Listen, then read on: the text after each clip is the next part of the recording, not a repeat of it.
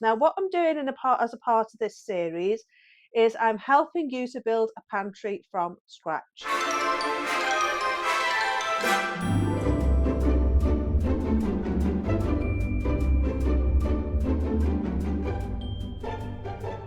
Hi everyone, welcome back to Wildwood Cottage and welcome back to Wales. It's lovely to have you here. Hope you're all doing well and I hope you're all having a good week so far.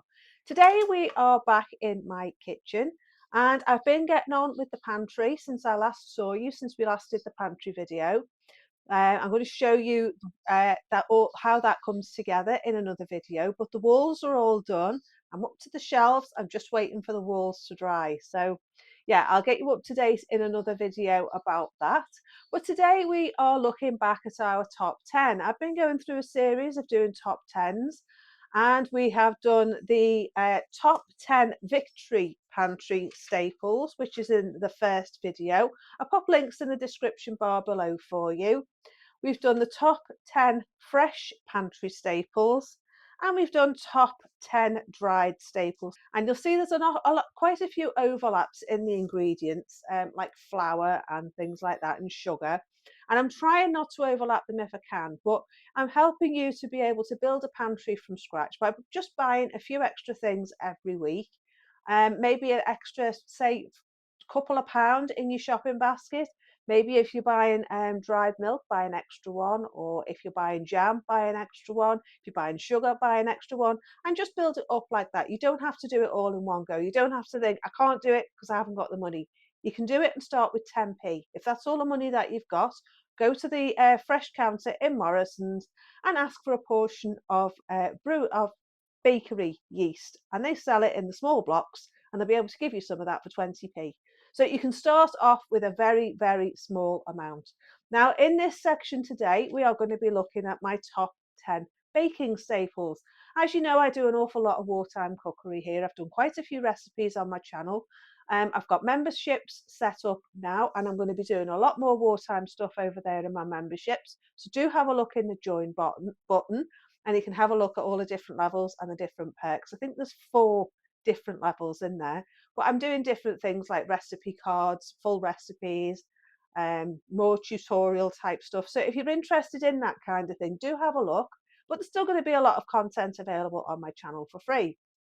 Anything I talk about as well in my videos will also be available in my Amazon storefronts. And all that is just where I scroll through Amazon, have a look around when I'm buying things, find it for the cheapest price, pop it into as a link in my storefront, and Amazon pay me a little bit of a commission if you click through those links. So that's that. So we're going to get into our top 10 baking staples. The first one, obviously, is flour. I have a good array of flour. I have bread flour, self-raising flour, plain flour. I have gluten-free flour. I have gram flour, which is also a gluten-free alternative. I have buckwheat flour, which is also a gluten-free alternative if you're celiac or if you have to avoid gluten. I have rice flour as well. You can also make a lot of the flour yourself. Rice, all you need to do is get yourself a grinder or a coffee grinder. You can start with that. It's very small. I have a wheat grinder. Pop some rice in there, grind it up yourself to a very fine powder, and you've got some rice flour. You could do that for as little as 50p in the supermarket. So flour, you definitely need flour because you're going to use flour for thickening sauces instead of corn flour. For making pastry, for making cakes, for making bread, for making different types of bread as well, for making pancakes, making flatbreads, for making wraps as well, which I might be doing for tea tonight. So you need flour for an awful lot of things. I don't use corn flour anymore.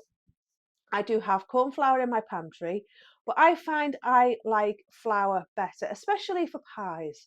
Because what I tend to do with pies is I make all the mixture, make sure there's no liquid in there, put your flour, turn the heat off, leave it to cool slightly, put a tablespoon or 2 of flour in the mix it all up together so all the vegetables or whatever you've got in to go in your pie is all coated in the flour. And then add cold water, mix it all together into a bit of a thick sauce, and then add hot water and keep mixing it until you get the consistency that you want. And what I find is that way, all my vegetables or all my fruit get coated in the flour, and the sauce actually sticks to the vegetables and the fruit. And you get a much nicer pie. Instead of the liquid kind of being in the pie and the vegetables just sitting in it, it actually all sticks together and you get a lovely thick sauce in your pie. So I will always use flour. I might show you that one day. There is a recipe on one of my tiers at the moment for parsnip pie. I think it's the Wildwood Companion tier, and I did a full recipe of parsnip pie, and the method is in that if you're interested. Next one is yeast. Now I have two different types of yeast. I have the fast action yeast in these little packets here, and these are from Lidl. They're 65p, and you get 6 in a pack for 65p. So it's roughly 10p a packet. So you could even go to the supermarket when you do your shopping and pop 2 of these in your basket, and you've got something for your pantry. The other one I use, and I keep in this tub here, it keeps it nice and cold. It keeps the flies out, it keeps the air out, and it's just a packet yeast that I use. It's Dove's yeast. Now I found a really good deal on this today, and it was 8 packets for £6.66. So I bought 2 lots, and I'll pop a link at the bottom in the description bar for you, because it's 125 grams of yeast. Now this one is 7 grams of yeast. So 125 grams times 8.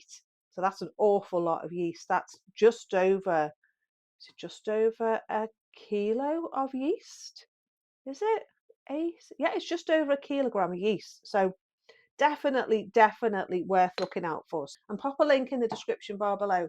Now what you want your yeast for is you want to use that for making any kind of bread, for ordinary bread, gluten-free bread, flat breads. I use it for pizza. You can use it in some baking as well. There are some kind of Danish pastries and things like that that call for yeast. So it's definitely a handy thing to have in, especially if you're following the more modern day cookbooks. Traditional cookbooks tended to have more baking powder and using vinegar with bicarb to get the rise. But a lot of bread recipes actually do ask for yeast. Now I use potato yeast as well, which I'll get for you. This is my potato water yeast. I don't know if you can see it. Oh, see it in there. But I made this from potato water and flour. Now there is a recipe on my channel. I'll pop it in the description bar below for you. But that is like a sourdough starter, and I use that together with my yeast, my Dove's yeast. I use a spoonful of that, just a soup spoon size. This size spoon. I'd say it's probably just a tablespoon. And I mix it with my potato yeast, and I get great bread every time. I'll show you. There you go, there's the rest of my bread. Now this is what I've made with the potato yeast and the yeast. So I make 2 at a time. We have 1 a day. And that seems to go really well. So I'd highly recommend the sourdough. Have a look in my description bar. And it's basically a penny to make. As long as you've got flour in the house and you've got water, you can make sourdough. Now I found that with sourdough starter, I had terrible trouble with sourdough starter, but I found using the potato water, which is an old recipe from the Depression, I think, or even longer, it's a good way of making bread. And if you haven't got any yeast, you can make it with just the potato sourdough starter. And I just keep it in this big jar here, and then I'll add half a cup of flour when I've made my bread, half a cup of water, and then that'll do then for the next time. Once you've got it started, you just keep adding flour when you want to use it, really. Just only add it, say 24 hours before you're going to make your bread. So that's what I do with that. So that's yeast. The next one is syrup. Now I had a question on my channel in the comments section as to how to use syrup. Now during World War One and World War Two, and probably longer, sugar was in short supply because we get sugar from abroad. Anytime there's a problem with transport and getting things into this country, it tends to be sugar that's one of the things that goes. Now I've noticed in my supermarket that sugar is disappearing off the shelves, so I do buy that every time I see it. I can get it in Home Bargain if you have one of them. They're 89p a bag for a kilo, and I always buy a couple when I go shopping. So as you can see, you can add up your pantry as you go. 89p for a bag of sugar.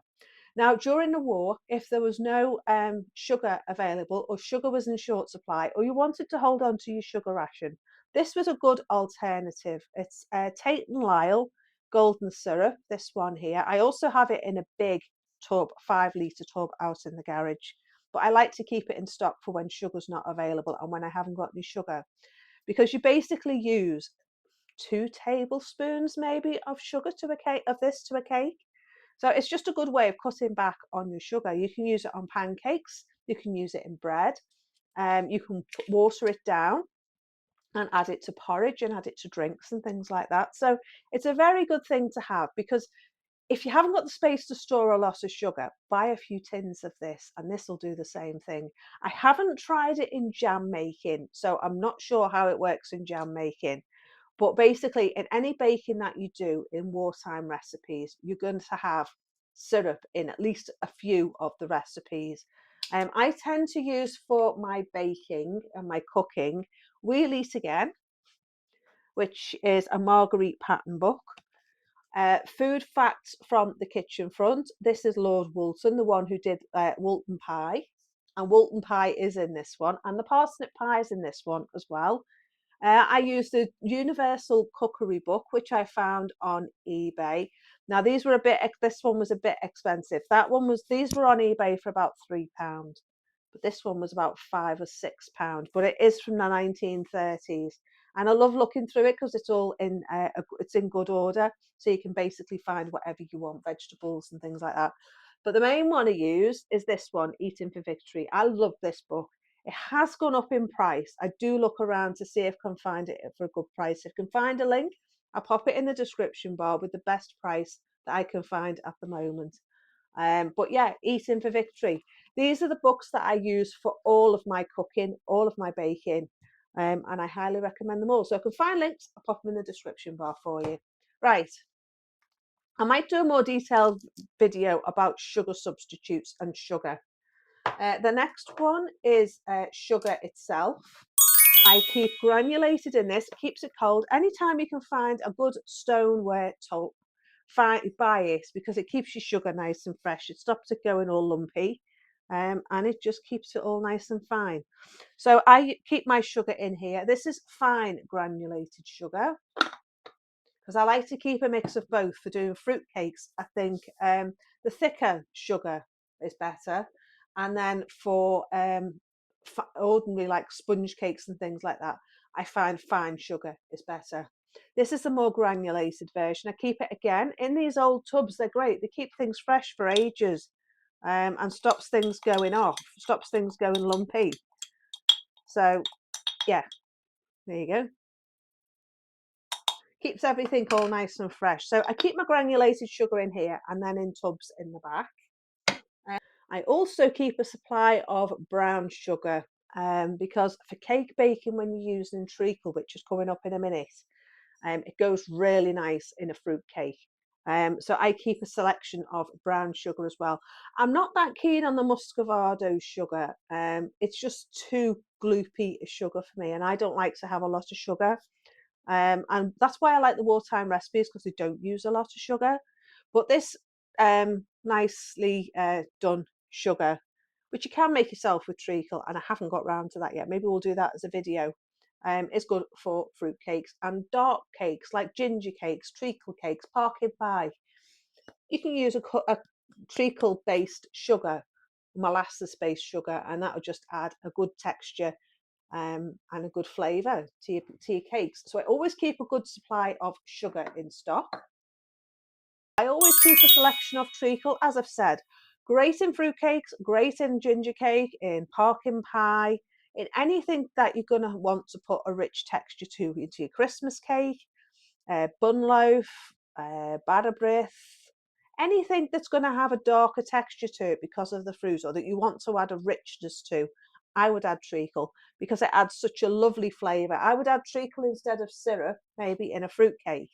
I would possibly use syrup in a sponge cake or in a white fruit cake, which just means it's not darkened by treacle. but I probably wouldn't use the two together, because treacle's quite sweet, but it's also quite rich as well. So you don't want to have it in something that you're going to use a shed load of sugar, really.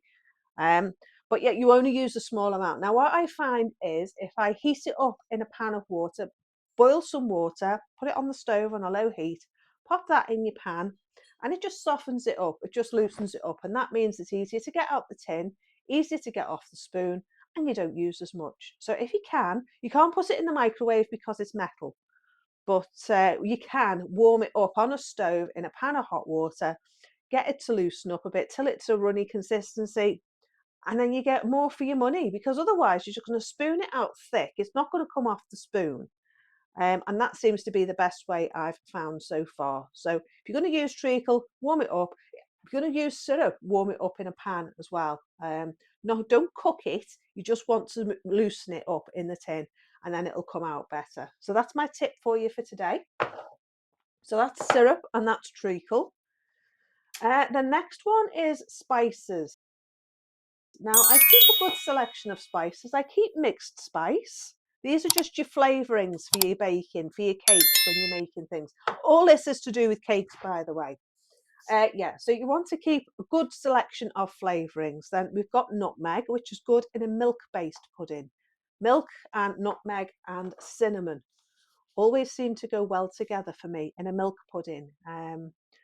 So if you're making like a bread and butter pudding or something, add this. If you're making a bread steamed pudding, you know, when you're using your scraps off your bread for your stale bread, then add nutmeg or cinnamon. So I always keep them in stock. This one I got in Tesco. It's a good size tin. I think this is 80 grams, and these ones are 45 grams. These were Gordon's, so these have been here for ages. I don't know what make they are. I don't know whether they're co-op or what. But yeah, they've been here for a long time, and I don't know how long he had them. Shows how long they stay fresh for. So mixed spice. You can also get these as well, and these are cinnamon sticks. Now these are great for baking at Christmas. You can crumble them up and put them in milk. You can stand just one up in milk, but they're a bit expensive. So yeah, I always keep a selection of cinnamon sticks in as well. Swartz are a bit expensive, so I always try to buy the own brand. And there's also a health food shop near me that stocks them as well, and you can buy them by weight. The other thing I have as well is nutmeg. Now these are the actual nutmeg seeds off the tree, and what you do is you grate them, so you can grate your own nutmeg. Instead of buying it in a jar, you can actually grate it yourself on the fine part of the grater. Oh, smells lovely. And that just adds a really nice flavour to your cakes. If it's freshly ground, it's always nicer. And the other one I keep in is allspice. Now, I like all of these in a hot chocolate, all of them in hot milk. But when you're making things like cakes and biscuits, you just want to add a bit extra flavour, then it's always good to have these in. You don't have to use them all at once. You can use one at a time. But I like allspice in things like Christmas pudding and Christmas cakes. It reminds me of being a Christmas spice. I don't know whether it's because of the cloves that are in it, but it does always remind me of Christmas for some reason.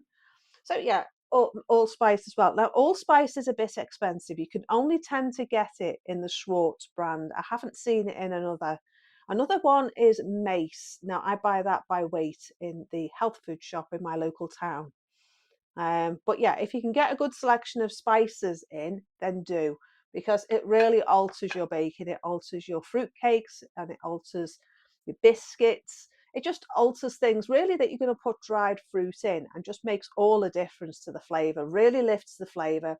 And it kind of works well with treacle as well. So if you're making a treacle based cake, um, then yeah, add one of these in. I would tend to go with the allspice, to be honest with you, or the nutmeg if you're going to use treacle. But use it in any combination you want. So that's that one. I'm ticking them off so I know what I've done. The next one is dried fruit. You all know how much I love my dried fruit. I always keep it in my big jar here. I could do with getting some.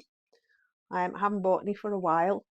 But it's great for porridge, it's great for biscuits, it's great to put in a curry. During wartime, they did used to add currants and raisins and sultanas to a curry.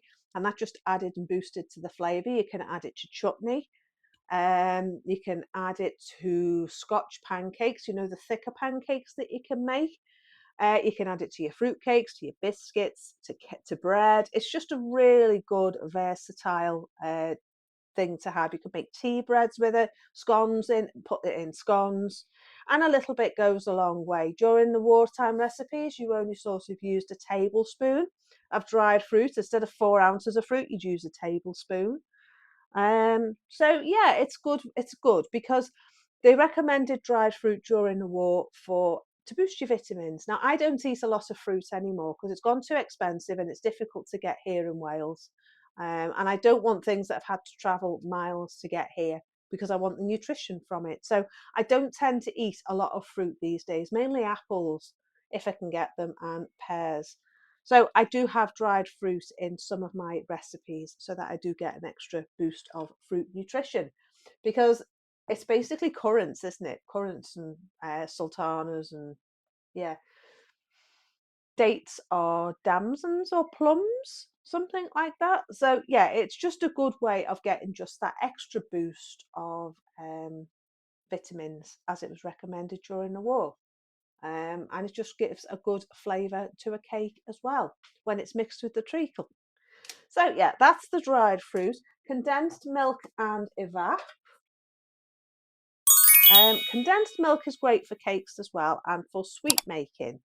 It is a sugared version of milk. It's been condensed down and a lot of the liquid's boiled away. You can put it in shortbreads, what you call it, millionaire shortbread. You can make caramel with it, you can make toffees with it. I use it in my condensed milk cake and always put, if not one of my husband's bananas has gone off, then I'll pop it in that. If it's gone too black, I pop it in the condensed milk cake. You can use it in place of milk in your recipes by just adding a bit of water to it and loosening it up. Yeah, it's a good cream. It's a good thing to have in. You could also add it to a curry if you haven't got cream. Yeah, it's great. It's sweetened condensed milk, minimum of 8% milk fat, 20% milk solids, and it's not got fat in it. It's whole milk, sugar, and skimmed milk. So there's nothing in it really. The sugar is 28 grams, it's 31% sugar. So you don't want to use a lot of it. But it just adds a nice flavour to a cake, a nice rich flavour again. It also says that you can add it to your coffee. So you could put it in a coffee cake and that would bring out the flavour. Yeah, so condensed milk, I always keep that in supply. And evaporated milk. Now this is great as a topping on a pie. So say you're making an apple pie or a plum pie, you could use this instead of cream. But what's really great about it as well, as it's going to go into the next section, is that you can make milk from it because it's just milk that's been evaporated and had the water taken out of it to make it thicker.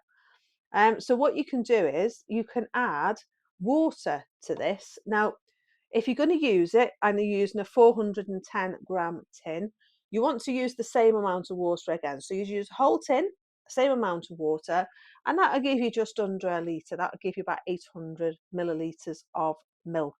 And then you can use that in your baking, your cups of tea, that kind of thing.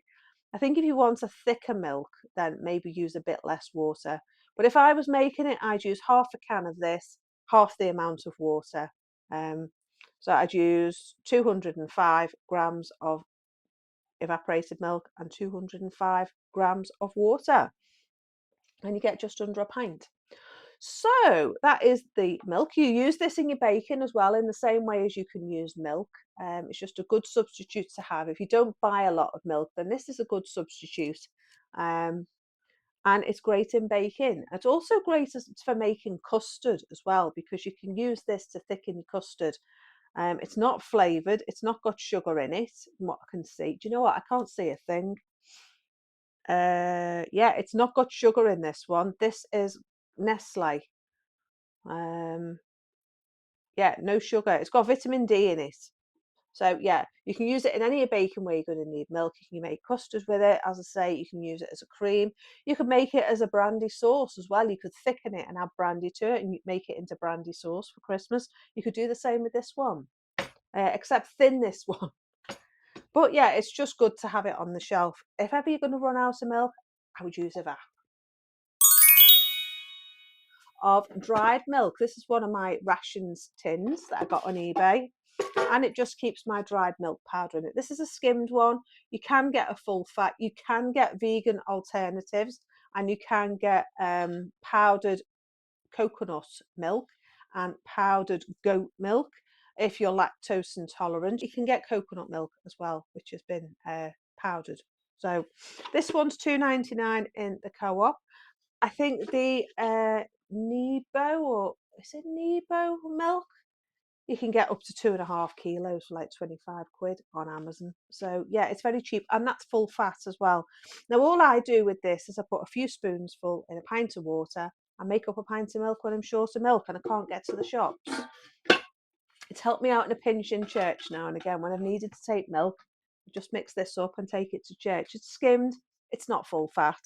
But again, you could use this. I've used this in bread. I just sprinkle it in with the flour. And then once the liquid's mixed in, it then liquids the milk. I've used it in cakes. I've used it in biscuits. I've used it in my baking. I've used it in my pastry. I've used it in sauces, like tuna pasta bake, and then you just sprinkle it on and it just acts like the milk powder that you get in the packet sauces. So it's always handy to have this in a pinch when you've got no milk. You can always use that. So you can use it overall over everything. The next thing is baking powder. Where are you, baking powder? I saw you earlier.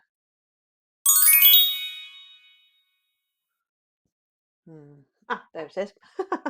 Baking powder. This one is called Borwick's baking powder. Now, this was a bargain. This was £1.5p in Tesco's a few weeks ago. I got two because I was so impressed with it. It's 200 grams of baking powder. And yes, I know you can make your own baking powder, but I haven't got round to it yet. And this was cheap. And I love the tin as well because I've got a smaller vintage one.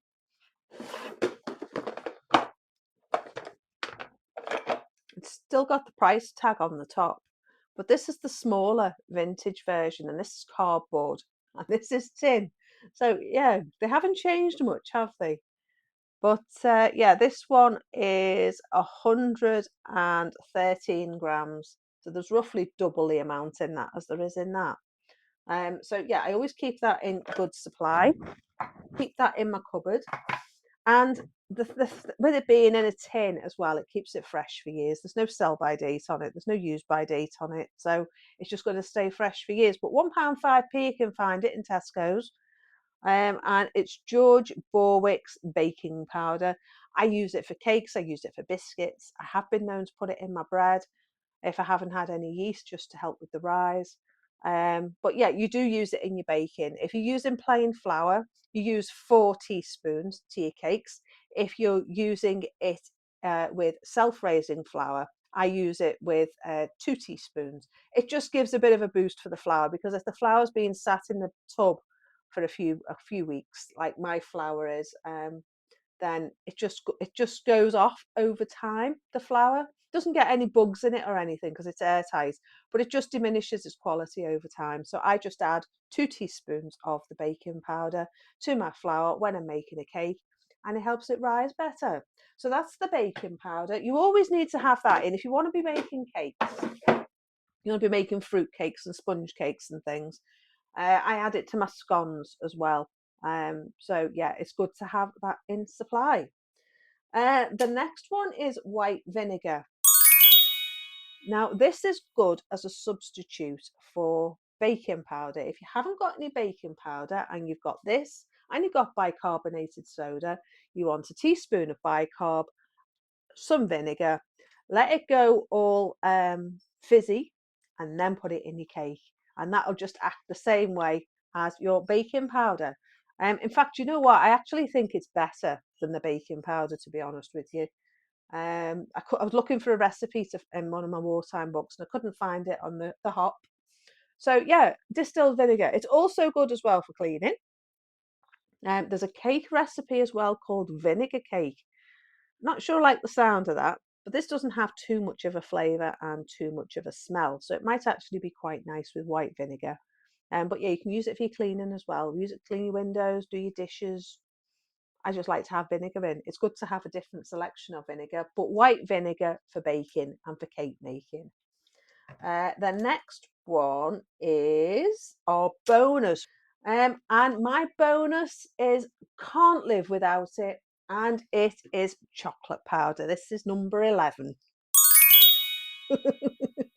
I can't not have chocolate powder in my house. There's certain times of the month, even though I'm past that time of life now, where I just need a good boost of chocolate.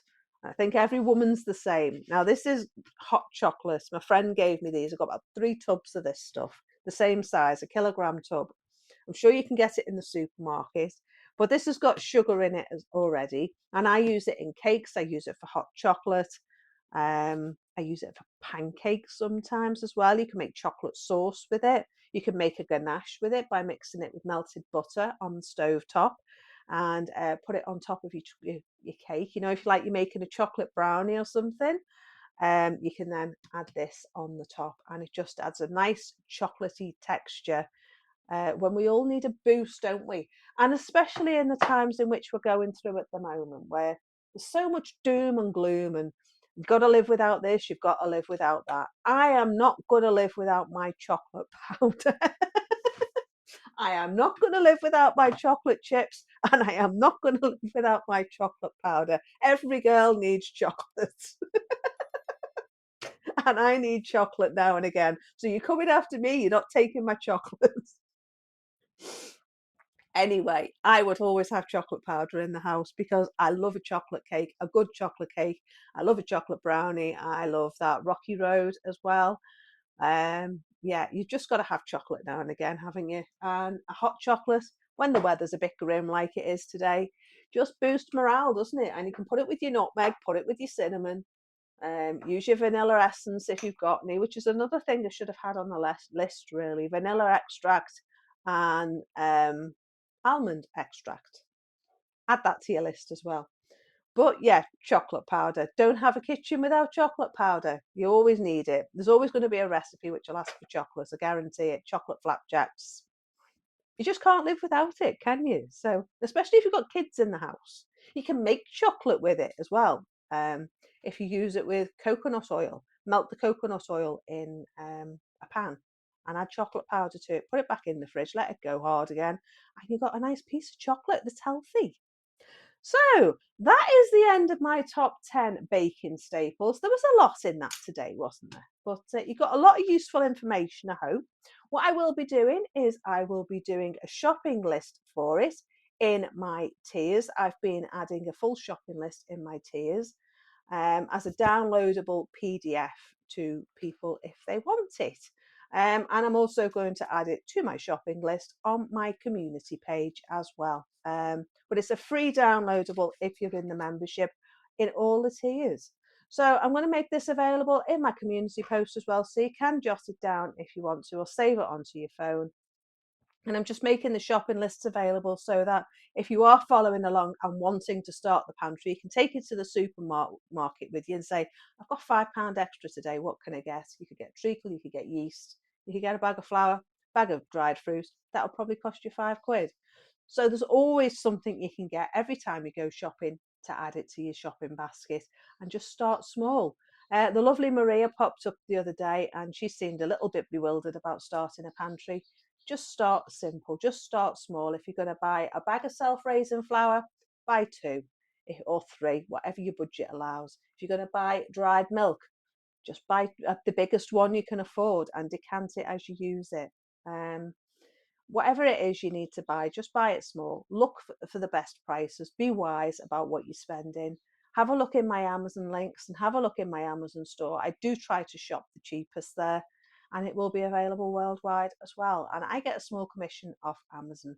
So if you have enjoyed my channel and you have enjoyed my video today, do like, subscribe, do hit that bell, and that'll tell you when I upload new videos. There's still only 25% of you with that notification bell switched on. It's right next door to the subscribe button. Just click on that and that'll tell you when I upload new videos. Just switch the notifications to on and then you'll get notified when there's a new video up. And this series now is going to carry on into July, because there's an awful lot that needs to be talked about when it comes to pantries, and I seem to have an awful lot to say about it. So I'm going to go. I'll see you on Sunday, and we're going to be having a catch up in the Victory Garden. And I am getting faster broadband, 500 times faster than what I have now. So videos shouldn't be a problem to come after next Friday. So I'll see you on Sunday. Enjoy the rest of your week, and lots of love to you all. And I'll see you soon. Bye for now. Bye bye.